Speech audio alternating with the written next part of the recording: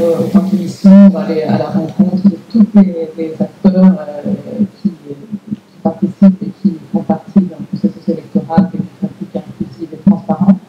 Donc voilà, on va voir tous les acteurs, on va analyser les textes, on va étudier les lois sénégalaises, parce qu'effectivement, cette émission nous appartient pleinement aux Sénégalais, aux acteurs, mais aussi aux citoyens, évidemment. Et durant ce jour ici, maintenant, c'est quelques jours que je passe ici, et j'ai déjà eu des entretiens avec le président de la Direction générale des sélections, la DGE, ainsi qu'avec le président de la Commission électorale nationale autonome, la Sénat.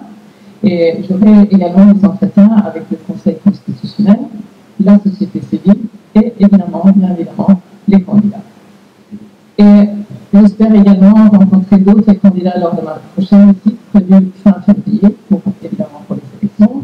Et je tiens à préciser que la mission a comme but de rencontrer tous les candidats à l'élection présidentielle, où qu'ils soient et où quelle que soit leur situation actuelle. Et la mission, notre mission écoute très attentivement tous les interlocuteurs afin de connaître leur appréciation du processus électoral, du contexte politique et juridique, ainsi que le respect des libertés fondamentales, y compris la liberté de se porter candidat et faire campagne librement. Et voilà, nous allons aussi évidemment aller à l'encontre des côtés les Sénégalais, parce qu'une élection, c'est quand même un moment très important qui marquera le futur de votre pays. Ceci est la troisième mission d'observation électorale que l'Union européenne déploie au Sénégal depuis 2012. Et évidemment, c'est une responsabilité que je prends pleinement au cœur pour l'ensemble de cette mission. Notre mission sera, et c'est important, on se tient à des règles de l'Union européenne, évidemment, mais plus important aux règles internationales de mission d'observation. On est impartial, indépendant, et on n'interférera pas au processus électoral. Et notre mandat est d'effectuer une évaluation approfondie et long terme du processus électoral au Sénégal. Et comme j'ai dit, une analyse du cadre juridique, des normes et aussi faire des comparaisons des normes internationales et régionales et des instruments que le Sénégal, sur lesquels le Sénégal a souscrit. Et donc, comme pour montrer la loi, c'est aussi que tous les observateurs et observatrices qu'on déploie, ils sont dans l'obligation de rester impartiaux et de respecter le code de conduite des observateurs de l'Union européenne. Ils sont également, tenus de respecter les lois du pays. Et pour un peu présenter la mission en détail, la mission dispose ici à Dakar une petite cadre dirigée par Marie de l'État, ici donc mon adjoint, qui me représente quand je suis en Europe entre les visites ici au Sénégal. Et il y a aussi donc l'équipe cadre, un petit expert, qui sont des experts sur les analyses politiques, juridiques, les processus électoraux, les droits de l'homme, les médias, et aussi une analyse rigoureuse qui va se poursuivre. Et ce qui est important dans la mission de l'Union européenne, c'est qu'on a aussi des observateurs et observatrices de longue durée. Et donc, ils viennent d'arriver, ils sont à 32, et ils vont être déployés dans toutes les régions et dans tout le pays. Donc, c'est 16 équipes avec 2, ils travaillent en binôme, qui vont être déployés dans tout le pays. Et ça, c'est très important, une partie très importante de notre méthodologie, qu'ils puissent voir et parler avec des gens, avec toutes les parties prenantes dans tout le pays. C'est nos oreilles et nos yeux sur le terrain. Et ils vont évidemment faire ce qu'ils ont fait ici au niveau de Dakar. Ils vont rencontrer les partis politiques, les candidats, les citoyens, la société civile, et parler avec les électeurs et qui vont suivre les campagnes, les préparations mais aussi au niveau de campagne et débat. Et donc, voilà, ils seront déployés vendredi. Ils viennent d'arriver, ils seront déployés vendredi. Et de plus, pour les élections mêmes, il y aura une délégation de 7 députés du Parlement européen qui se joint à notre mission le jour des élections. Et le jour de vote, la mission de l'Union européenne disposera au total de plus de 130 observateurs sur le terrain, issus de 27 États membres de l'Union, ainsi que Norvège, Suisse et Canada. Et par contre, nous sommes, comme je dis, tenus par l'impartialité et l'indépendance, et on présentera publiquement nos premières observations lors d'une conférence de presse qui se tiendra ici à Dakar 2 jours après le vote, ça veut dire le 27 février. Et la mission sera présente au Sénégal jusqu'à la mi-mars en cas de France tour, et évidemment plus loin s'il y a des thèmes. Le rapport final de notre mission sera présenté aux autorités et au public quelques semaines plus tard, après un éventuel deuxième tour. Et cet rapport comprendra une évaluation plus approfondie du processus électoral, ainsi que des recommandations pour les scrutins futurs. Donc, juste pour conclure, j'aimerais souligner au cours du processus électoral, et surtout peut-être particulièrement pendant la campagne, nous appelons au respect des libertés d'expression, de réunion, ainsi qu'au rejet de violence et de messages de haine. Et notre objectif, c'est de contribuer positivement à une élection présidentielle qui vous souhaitons inclusive, transparente et libre. Et autant qu'il y ait de mon pays, la Suède, les élections, c'est un moment important dans chaque pays. Mais c'est aussi un moment heureux pour les politiques d'aller à la rencontre et les électeurs d'aller à la rencontre, de débattre, de discuter, de se mobiliser. Pour les électeurs, c'est pas chaque jour les citoyens qu'on est demandé de donner son avis. Mais les élections, c'est un moment comme ça.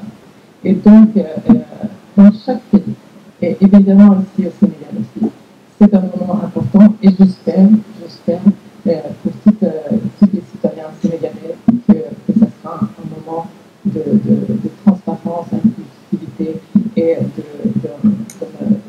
d'expression vers l'avenir pour le peuple sénégalais.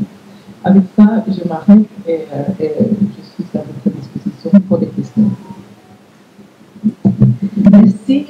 Pendant que vous préparez vos questions, je vous rappelle que vendredi prochain, à 8h30, vous êtes tous invités à assister au déploiement de nos 32 observateurs de longue durée qui partiront d'ici pour les 14 régions du Sénégal. Donc, rendez-vous vendredi matin ici à 8h30 sur le parking de l'hôtel.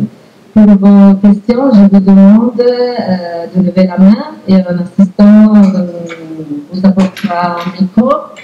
Veuillez vous présenter et nous dire quel média vous représentez et nous prendrons 2 ou 3 questions à la fois. Bonjour, je suis Lozano, journaliste à l'AFP. Vous m'entendez? Vous avez dit que vous souhaitiez, merci d'organiser cette conférence de presse, vous avez dit que vous comptiez rencontrer tous les candidats à la présidentielle. Est-ce que vous avez déjà formalisé une demande pour rencontrer M. Bassirou Diomaye Faye et avez-vous déjà obtenu un réponse?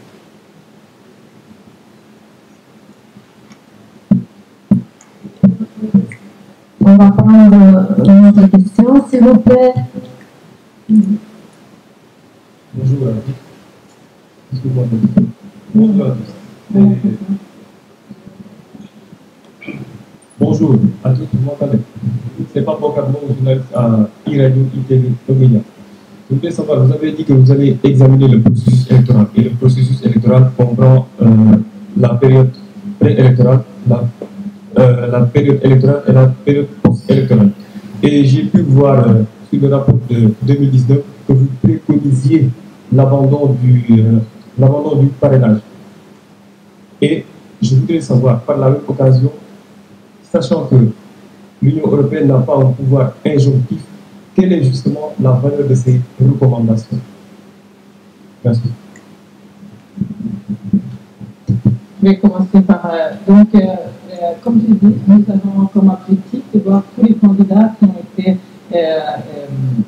validés par le Conseil constitutionnel et donc quelle que soit leur situation. Donc on espère de pouvoir aussi rencontrer M. Thomas ou que ce soit possible. On est en train de faire les démarches. Ça, c'est pour cette question-là. Par rapport aux questions de parrainage et le processus préélectoral, tous les pays ont des méthodologies et des procédures pour avoir été sûr qu'on a une représentativité, qu'il y a une participation inclusive dans les élections. On a déjà fait des recommandations par rapport aux procédures de parrainage. Je sais que ça fait partie du dialogue du CPI. Et on reviendra avec des analystes de mais c'est très tôt pour dire par rapport aux procédures de parrainage. On reviendra sur ça dans nos recommandations et dans l'analyse qu'on fait. Et je ne vais pas me lancer aujourd'hui pour avoir plus de conclusions que ça, mais c'est clair que c'est une discussion qui va continuer, je pense, au-delà des élections, mais j'espère que ça se fera dans un esprit constructif et aussi au peuple sénégalais ou au peuple sénégalais de trouver les bonnes modalités pour cette question. Mais je ne peux pas avoir plus d'analyse pour l'instant par rapport à ce processus. Voilà. Bonjour. Moi, c'est Moussa Mané, journaliste à la CPI.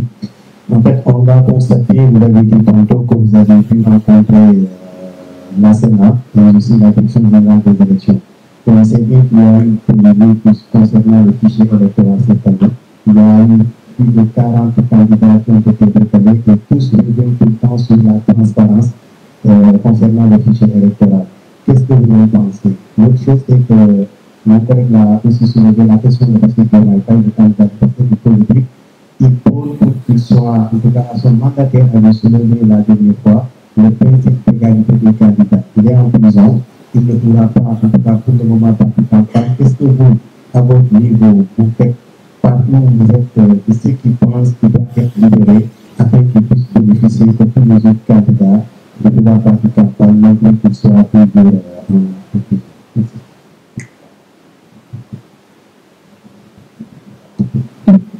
Une autre question, s'il vous plaît. Bonjour à tous.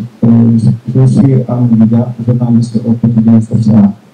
Bon, sur l'heure de ma part, je pense que nous sommes dans la période préélectorale. Vous, en tant qu'observateur, ce que vous avez dit, ce que vous avez déjà pu observer, est-ce que cela vous convient à propos d'une élection libre, démocratique et transparente?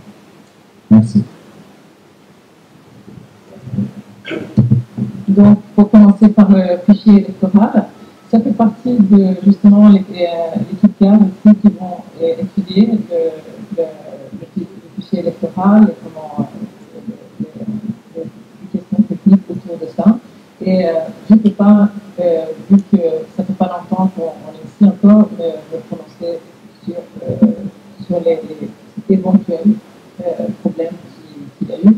Mais bon, ça va faire partir de notre analyse, ça c'est certain. Et par rapport à la participation aux candidats de campagne, tout en égalité, il me semble très important que les candidats qui sont été retenus par le Conseil constitutionnel puissent faire campagne en toute égalité. Et donc, évidemment, nous espérons qu'il y aura que ça peut se faire, parce que pour le processus électoral démocratique, c'est important que tous les candidats puissent faire campagne en égalité.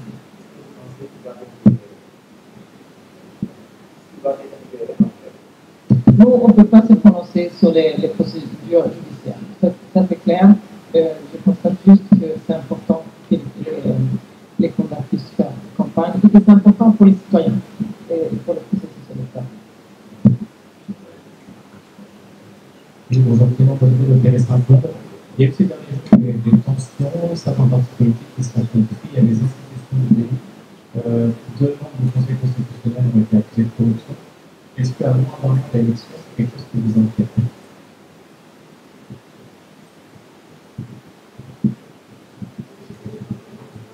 Une autre question, s'il vous plaît, s'il y a, messieurs. Juste attendez le micro.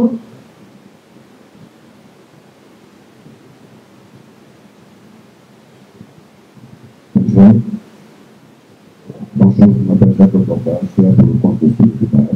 En fait, j'aimerais avoir des procédures au niveau de l'Union européenne. Vous savez certainement que le Sénégal actuellement, c'est des revenus de détention, notamment le programme d'études, le procès constitutionnel qui est par là, un Sénat qui reçoit tardivement en débat l'élection électorale, entre autres. Est-ce que vous pensez que l'Union européenne va avoir les dispositions nécessaires il y a à l'élever de sa politique en tout cas pour que mener sa mission à l'Union?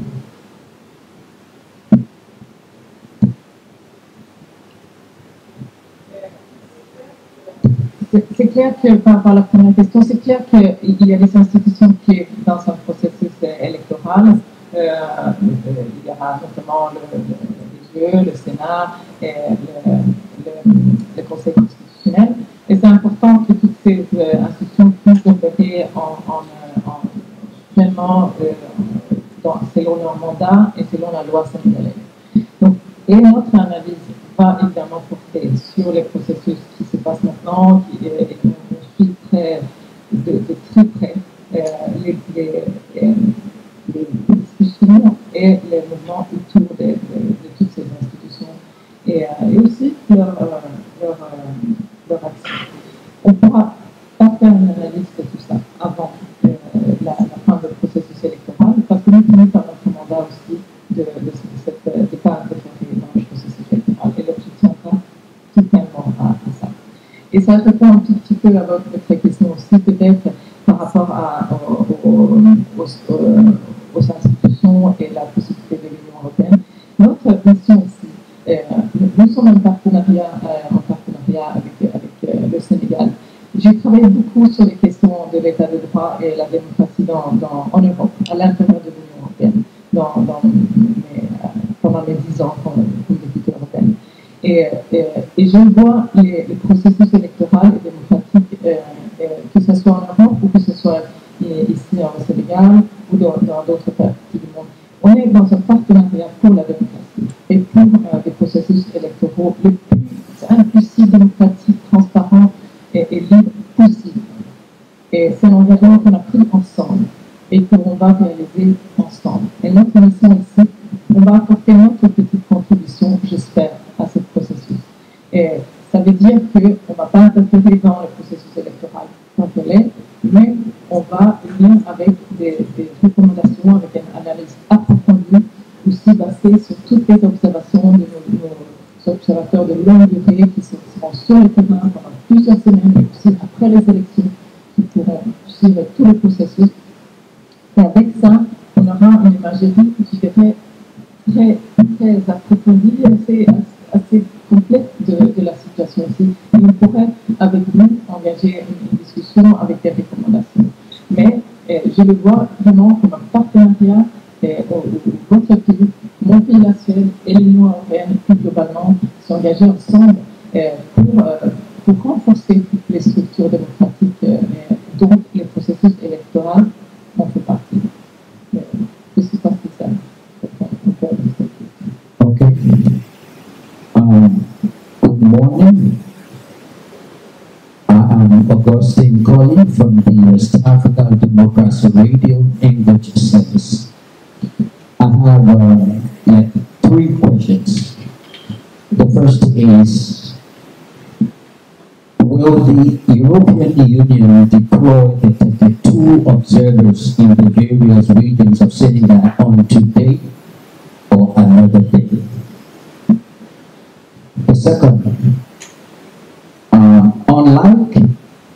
observing the electoral process, what else does the European Union do ensuring a credible electoral process in countries like Senegal? And the third, Bassirou Diomaye Faye is in detention and he aims to contest the presidency according to him as per the list. How concerned is the European Union towards him being in detention when campaign is about to open and it should be contested? Thank you. Il y a des autres questions? Bon, ce que vous avez, bon, je pense que je ne peux pas enlever une question. Si je peux le rappeler, je pense que... non, j'avais dit tout à l'heure, j'avais posé la question de savoir des observateurs, et je pense que cette période de la permission dans la période électorale, ce que vous avez dit déjà à observer, est-ce que cela vous rassure quant à l'organisation d'une élection libre, transparente et démocratique? Merci.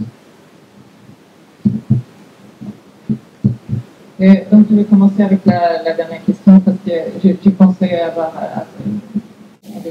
répondu, mais pour être clair, donc justement, nous, on vient d'être déployés le 12 janvier, donc ça fait pas très longtemps qu'on est là, et on est en train, avec notre étude cadre, de faire une analyse plus approfondie de tous ces aspects, de tous les cadres juridiques, mais aussi les institutions, que ce soit les institutions clés, comme je dis, pour les élections ici au Sénégal, mais aussi pour l'environnement de campagne, et ainsi de suite.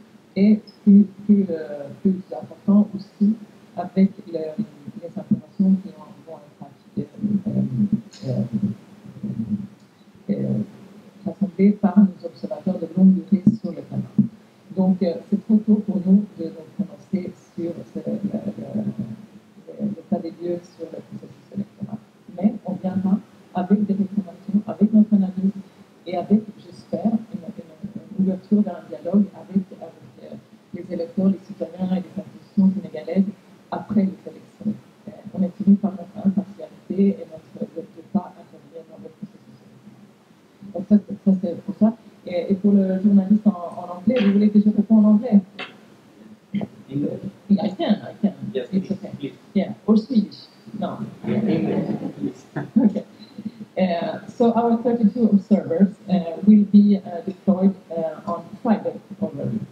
And they will be deployed in teams of 2, so 16 teams, and they will cover all of Senegal. So we look forward, and they look forward, exactly, to come and meet and to go and see the preparations, speak to people, speak to citizens, speak to the candidates, the parties, and all the actors active in the region. I think this is a very important part of the European Union electoral observation mission, that we have this possibility and that we really use the information gathered by it also means that we of course read the reports from other organizations about the situation in various fields, but in the end we will also have our own ears and our own eyes in the field so that we can make our own assessment based on first-hand observation.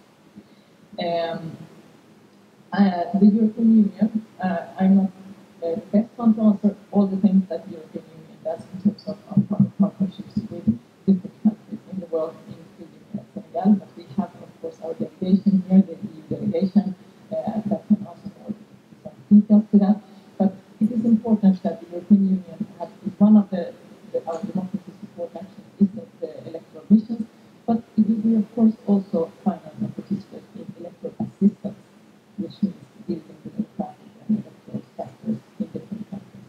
And we can do that via other organizations, whether they be international, such as the UN or other. So that's for that question. And as said about the participation from a perspective of an inclusive and free electoral process, it is important that all the candidates can campaign on equal terms.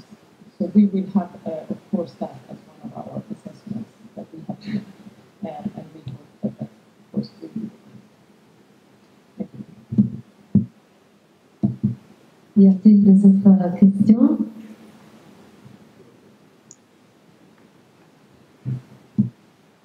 Bonjour, Pierre-Élie Doran d'Africa Intelligence. Le cadre légal qui régit le financement des campagnes électorales ici au Sénégal est relativement vieux, ce qui suscite parfois des critiques, notamment au sein de l'opposition. Est-ce que la question du financement fera l'objet d'une attention particulière de la part de cette mission? Et si c'est le cas, comment comptez-vous procéder? Merci beaucoup.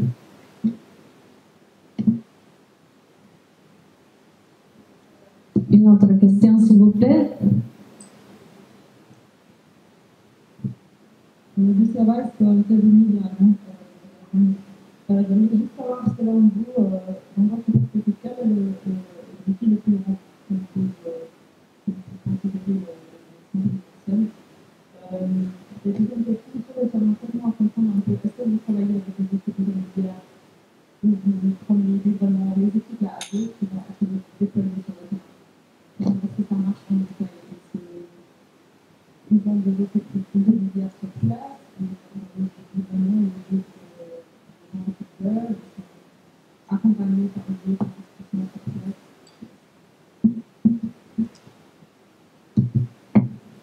Par rapport au financement des partis politiques, c'est une question qui fait partie de la méthodologie et qui sera analysée. Ça a déjà été abordé dans les missions auparavant.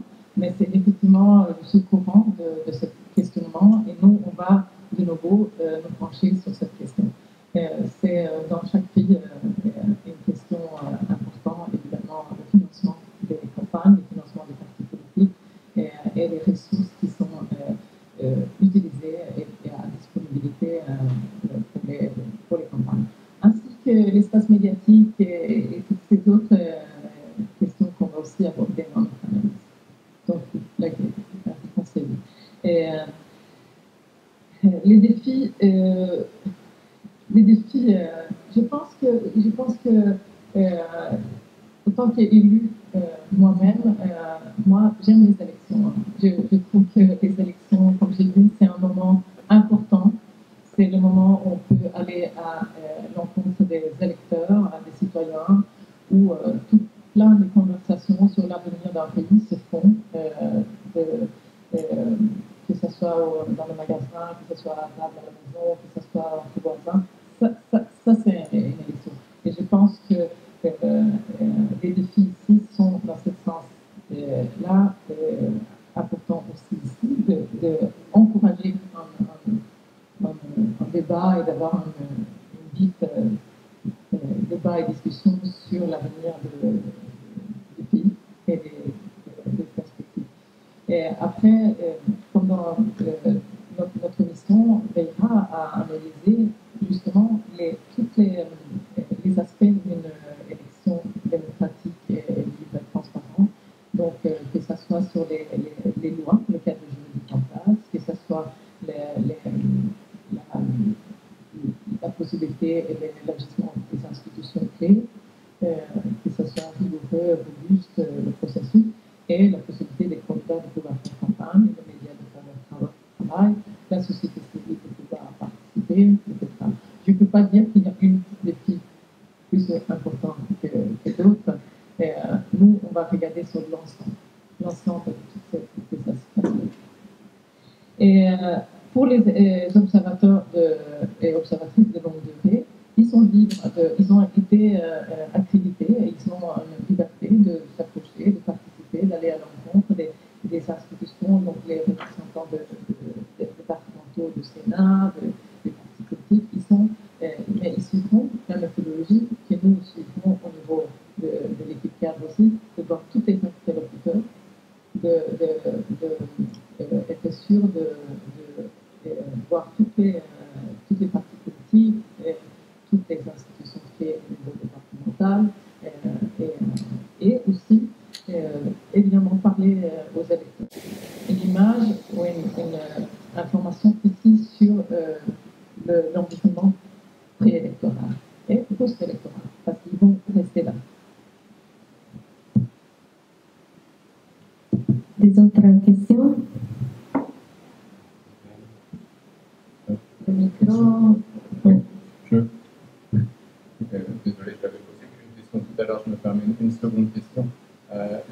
l'ordre constitutionnel a été discuté, contesté dans plusieurs pays de la région. Est-ce que de ce point de vue, l'élection présidentielle au Sénégal revêt une importance, une signification particulière?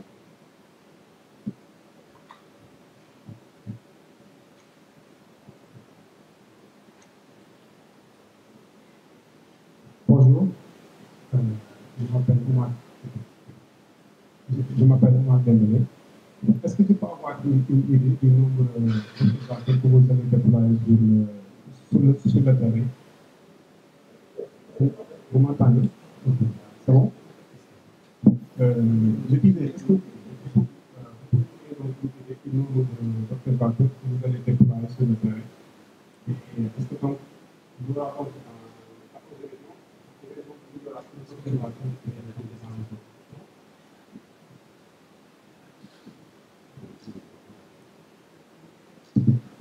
Donc, juste pour,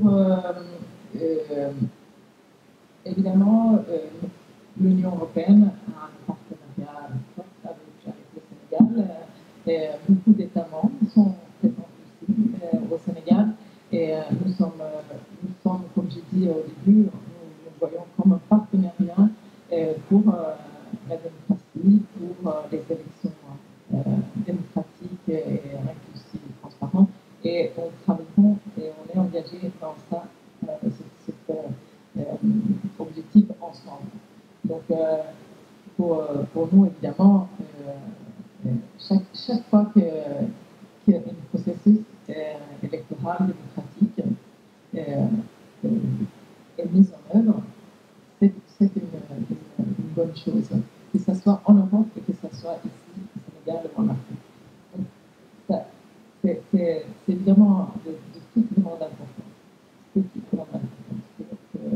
Et avec beaucoup très honorée, mais aussi heureuse de pouvoir, j'espère, apporter un soutien et un renforcement des processus démocratiques qui sont les vôtres. Et donc voilà, sur les questions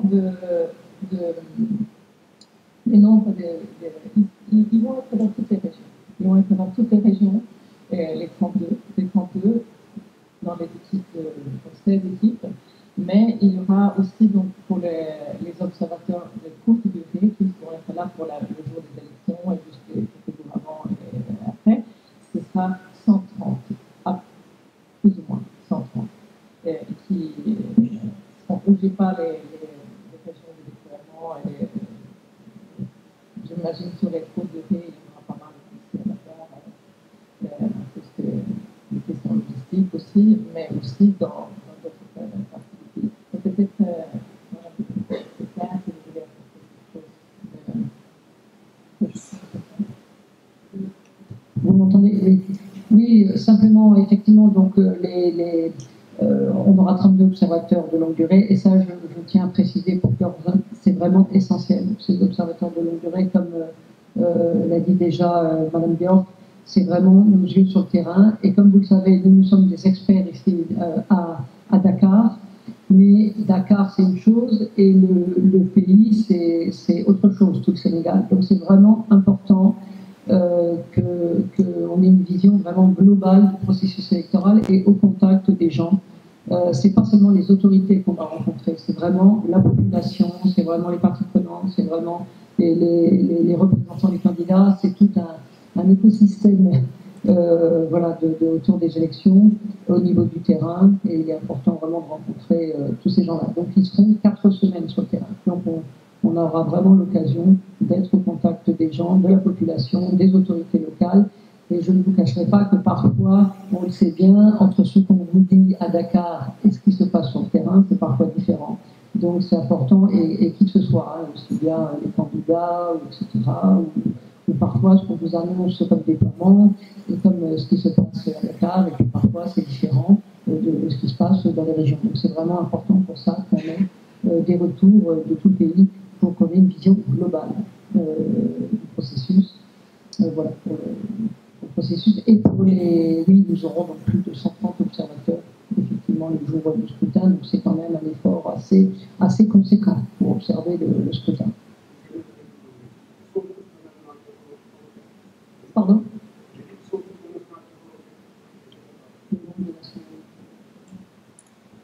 Oui, donc c'est 27 nationalités européennes, avec en plus la Norvège, le Canada et la Suisse.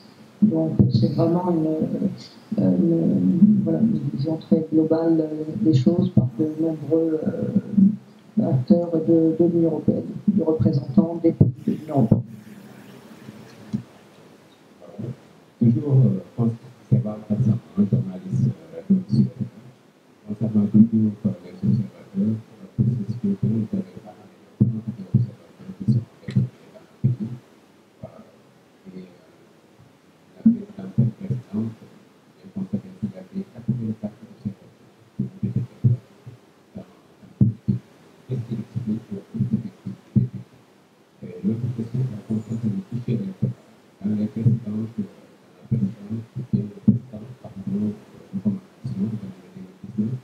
il y avait la disponibilité du fichier électoral.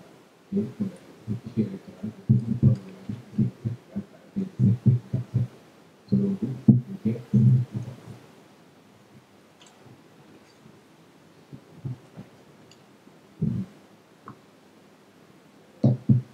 donc, nous avons, comme je dis, on a décidé d'avoir 32. On pense que ça sera effectivement une bonne nombre pour dire toutes les points de vie et toutes les régions. Et je suis certaine qu'ils pourront faire le travail qu'on essaie de faire. Et par rapport au fichier électoral, comme je dis avant, c'est un instrument clé dans chaque processus électoral et on va analyser toutes les étapes de travail avec le fichier électoral et si et comment il y a eu des problèmes avec le fichier électoral. Je pense que c'est important, c'est un des principes de toute façon pour toutes les élections et ça ne va pas seulement pour les fichiers électoraux, ça va pour tout plein de choses. La plus grande transparence qu'on peut avoir dans ce processus électoral, le mieux c'est. Parce que ça amène la confiance et aussi la participation dans le processus. Mais c'est trop tôt pour se prononcer par rapport aux structures autour du fichier électoral pour nous. Voilà. Merci. Une autre question? Je voudrais juste poser une question, c'est par rapport à ce qui s'appelle l'actualité politico-judiciaire. Je pense que vous êtes parlementaire et actuellement, au niveau de l'Assemblée, c'est la mise en place de la commission d'enquête, les membres de la commission d'enquête parlementaire soulevée par son parti, le Parti démocratique sénégalais, qui demande même à ce qu'on arrête le processus afin qu'on puisse mettre la lumière sur ce qui a en tout cas entraîné, causer le fait que le candidat soit rétabli. Et de l'autre côté aussi, il y a le débat qui est soulevé sur le report des élections. Il y en a de ces candidats qui demandent à ce qu'on reporte les élections. Vous, à votre niveau, pensez-vous qu'il est judiciaire en tout cas de soulever ce débat-là en tant qu'observateur? Pensez-vous qu'il est possible de reporter les élections comme souhaité par certains candidats?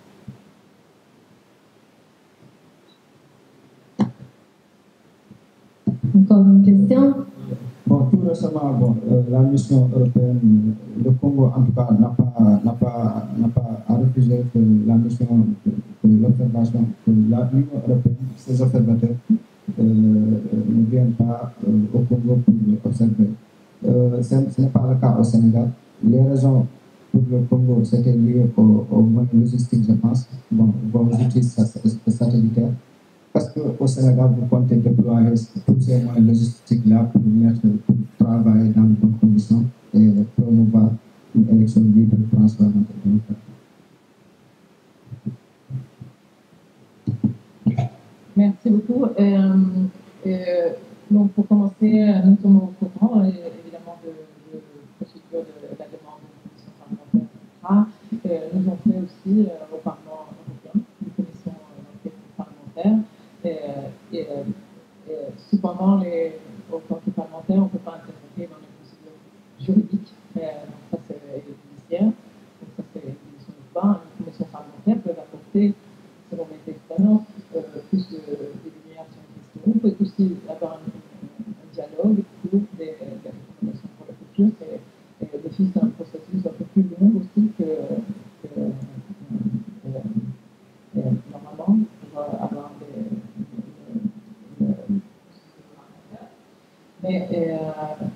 donc, pour ça, on est au courant, on va suivre l'évolution de cette potentielle commission parlementaire. Mais il y a bien une séparation aussi, comme chez nous, une séparation entre les politiques, les parlementaires et les affaires juridiques et les institutions juridiques. Et par rapport à éventuelle discussion sur des interlocuteurs qui parlent des rapports des élections, nous n'avons pas des éléments factuels qui nous mènent à avoir ça en perspective.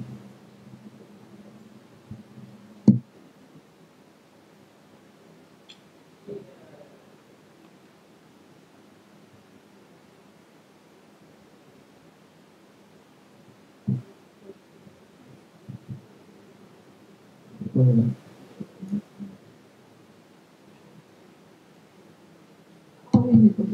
Pardon, merci pour votre question. Voilà, ici, je pense que, comme j'ai dit, notre mission d'observation est ici sur l'invitation de la République du Sénégal. Et nous avons, on se sent très bienvenus, on a été bien reçus, on a eu tout, que ce soit par les institutions officielles, que ce soit par les candidats, que ce soit par la société civile. Je trouve qu'il y a un engagement de tous les acteurs pour voir cette mission telle qu'elle est, donc un renforcement et un partenariat pour un processus démocratique et électoral le plus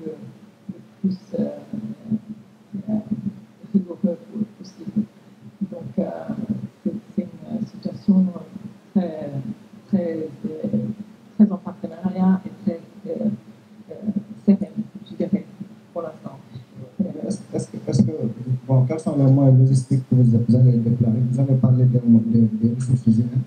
Les moyens logistiques, est-ce qu'il y a des satellites qui vont de surveillance, je ne sais pas moi, pour vraiment observer?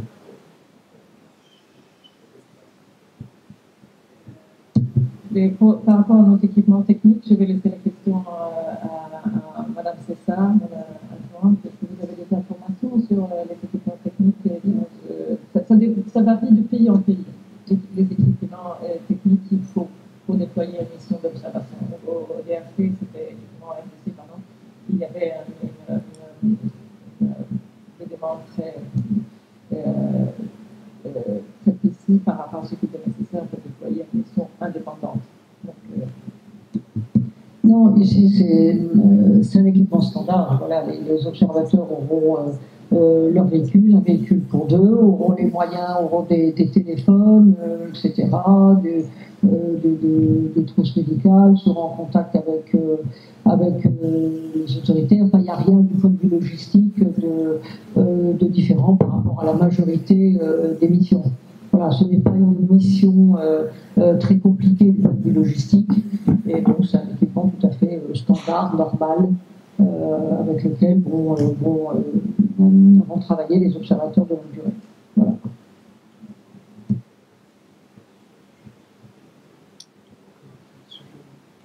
Merci. Alors, merci pour avoir assisté à cette conférence de presse. Quand vous sortez... Ah, il y a encore... Non. Bien. Alors, quand vous sortez de cette salle, vous trouverez notre communication